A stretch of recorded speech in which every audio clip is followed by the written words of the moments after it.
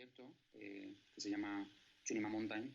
eh, Empezó como una serie realmente de fracasos, se puede decir de una forma u otra. Hubo muchos intentos de encontrar un hilo conductor que me llevaron bastante tiempo. Nunca tuve de partida una idea clara o no fui clarividente desde el inicio para decir que quería tratar cierto tema.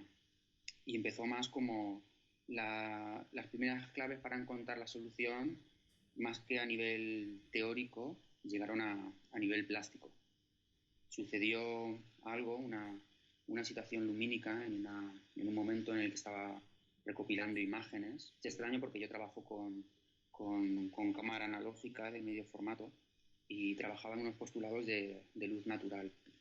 Y en una situación en la que estaba fotografiando a una persona que fue clave para este proyecto, que era mi expareja, hubo una situación lumínica de luz artificial en la que una televisión iluminaba una habitación y, y bueno, esa luz artificial fue la clave que vi para querer reconstruir esa imagen que sucedía en ese espacio. Y eso me dio la primera clave del trabajo, ¿no? Que fue al ver esa imagen revelada y darme cuenta de que todo el trabajo que había hecho anterior, que era un trabajo de más de un año y medio, había algo que fallaba. Y lo normal hubiera sido coger esa nueva imagen y descartarla, pero fue lo opuesto. Esa imagen me dio la clave para decir, no sé muy bien lo que persigo hasta este momento, pero va más en esta dirección.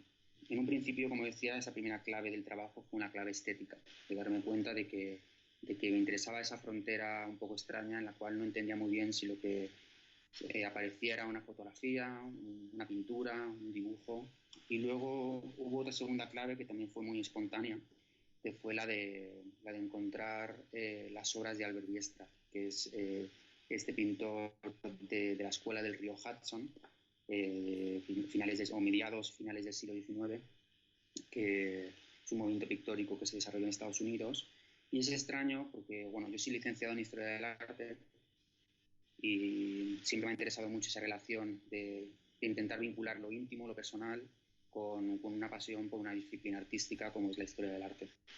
Empecé a trabajar con las obras de Albert Bierstadt sin conocer aún su historia y eso me ayudó a resolver esa clave un poco, esa clave estética o cromática del trabajo. Y luego investigando en la biblioteca, que es un lugar en el cual trabajo mucho, digamos que si yo tuviera un estudio, mi estudio principal es la biblioteca para trabajar. En la biblioteca me encontré con la historia que articula todo el proyecto de Chunima Mountain, que está en el libro, y que habla de esa relación entre memoria del ser amado, creación, fascinación ante la naturaleza desbocada. Y conecté todo eso cerrando el círculo con un evento personal que me había sucedido en esa cronología, que hablaba de una pérdida, eh, que quizás no haga falta dar más detalles, que está de una forma u otra inscrita su significación en el libro. Y bueno, resumiendo un poco y terminando con ello, sobre todo fue un proceso de errores y de encontrar pequeños hilos que fueron construyéndose por los cuales fui tirando poco a poco y que abarcaron mucho tiempo. Mismo Montaña empezó, el primer boceto de imágenes empezó aproximadamente hará 5 años y hasta el año pasado que publiqué el libro fueron 4 años de mucha paciencia y mucha observación. Hubo muy pocos detalles dejados al azar en el trabajo. La clave del libro fue, o la clave del proyecto, ya no únicamente del libro, porque también a nivel expositivo es muy importante este componente de edición. Vino marcado por esta imagen que surgió y, y, que, y que determinó el eliminar todo el proceso o todo el trabajo anterior y determinar cuál sería la línea estética y sobre todo cromática del trabajo. Esta imagen era una imagen azul, completamente azul. Y eso determinaba mucho que si trabajabas con un parámetro de luz natural, era muy difícil casar esa imagen con lo anterior. Y la forma de producir el resto de imágenes, que luego a fin de cuentas determinaron el proceso de edición, fue siempre partir desde un punto de vista cromático, de necesidad de correlación de imágenes. Y fueron surgiendo, obviamente, en un principio imágenes azules, imágenes que seguían ese hilo, ¿no? Pero en un momento dado es extraño porque, como decía también antes, yo parto siempre de una base analógica, una base de cámara de medio formato, pero empecé en un proceso más de experimentación, en una segunda fase, cuando las imágenes eran impresas, empecé a intervenir con colores, a jugar con lo cromático, con la materialidad de lo pictórico. Y fueron surgiendo otros colores. Y es interesante cómo empezó a generarse una especie de continuación, ¿no? De cómo el azul podía conectarse con un rojo o con un verde, ¿no? Me interesaba ese detalle, ¿no? Ese modo de intentar crear una sinfonía de colores aún sin entender lo que estaba haciendo.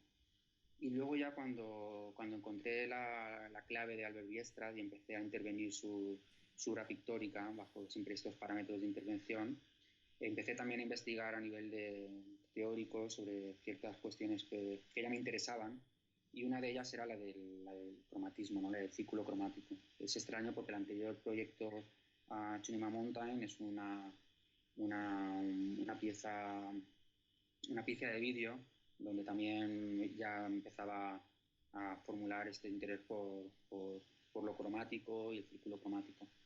Y a nivel de edición fue interesante porque mezclé estos dos elementos y lo que de una forma u otra proponía era una especie de sinfonía cromática relacionada con el círculo cromático, ¿no? Y con las reflexiones sobre círculo cromáticas realizadas por Goetz y que fueron muy, muy importantes para los postulados del romanticismo y posteriormente para los postulados de la escuela del río Hudson, ¿no? Que es un movimiento pictórico que tiene mucha influencia del romanticismo alemán, ¿no? Interesante porque Albert Biestraz nació en Alemania, que desarrolló toda su obra en Estados Unidos y tuvo un periodo de aprendizaje académico centrado en lo pictórico también en territorio germano.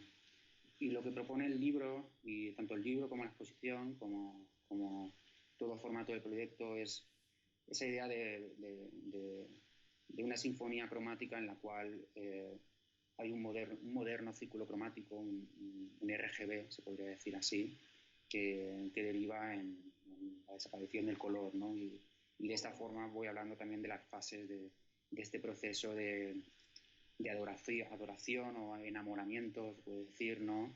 Que sufre el pintor, ¿no? Que sufre el pintor, al cual utilizo como un alter ego, como un símbolo que al mismo tiempo habla de la intimidad o de mi experiencia personal, ¿no? Pero la edición jugó un papel muy importante y fue un proceso de mucha meditación en el que lo formal en el sentido de qué aparecía representado. Siempre aparece una mujer, ¿no? Que sería ella, ¿no? Que representa al mismo tiempo esa parte personal, de que siempre hablo de manera enigmática, y un símbolo de Rosalie Osborne, que sería la mujer de la cual se enamoró Albert Biestraz.